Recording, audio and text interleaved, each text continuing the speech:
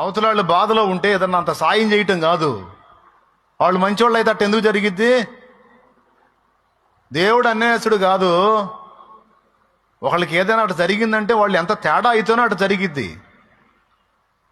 మంచోళ్ళు అయితే ఎందుకు జరిగిద్ది? ఇట్లాంటి పనికి మాలిన మాటలు మనం మాట్లాడొద్దు. మంచోడికి కష్టాలు రావా? నీతిమంతుడికి శ్రమలు రావా? దేవుని వాక్యం ఏం చెప్పింది? నీతిమంతునికి కలుగు ఆపదలు అనేకములు, ఆయనను వాటన్నిటి నుండి యెహోవా వాణ్ణి తప్పించును, కాపాడును. ఎవరైనా ఏదైనా ఇబ్బందిలో పడగానే, వాళ్ళకి ఏదైనా సమస్య రాగానే అద్ది వాళ్ళు మంచోళ్ళు అయితే ఎందుకు జరిగిద్ది? చెడిపోయిన వాళ్ళు కాబట్టి అట్ట జరిగింది. ఇదంతా కర్మ సిద్ధాంతం.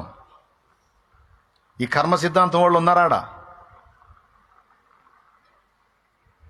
ఈ కర్మ సిద్ధాంతపు మాటలు పౌలు పట్టించుకోవాలా?